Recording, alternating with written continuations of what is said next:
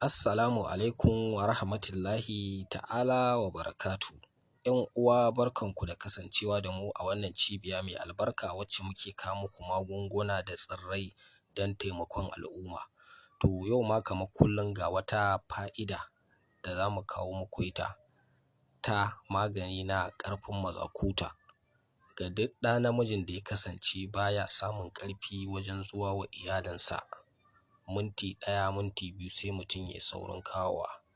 To bi iznillahi ko da gaban mutum ya ƙanƙance, ko da ya koma kamar na ƙaramin yaro, to gaban mutum zai miƙe zai koma yadda ake so.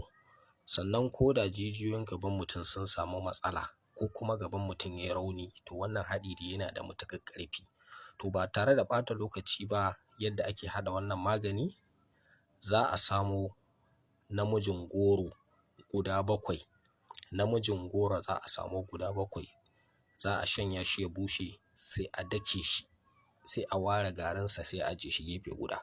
Sai a samo citta mai 'ya'ya, wasu suna kiranta citta mai kogo. To ita wannan citta mai 'ya'ya, 'ya'yan za a ɓare, za a same su adadinsu ya kai kamar cokali guda. Sai a haɗa a dake. Bayan an dake su, sai kuma a samo kankana guda 1, gaba ɗayanta ƙwaya 1. Idan an ɓare kankana, to 'ya'yan kankanar su ake da buƙata, su ma ana son kamar cokali 1. Sai a haɗa sai a daka su. Bayan an daka su, sannan sai a samo shajarul muzakkar. Shajarul muzakkar ɗinnan cokali 1 ake buƙata za a haɗa. Sai a dake mahaɗan gabaki ɗayansu a gauraya su waje guda. Sai a samo zuma mai kyau.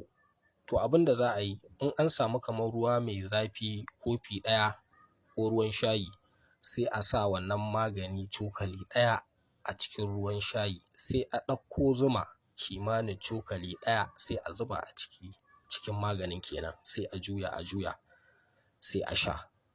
To wannan haɗi shi ake so a dinga yin sa safe da yamma kullum sau 2 a rana.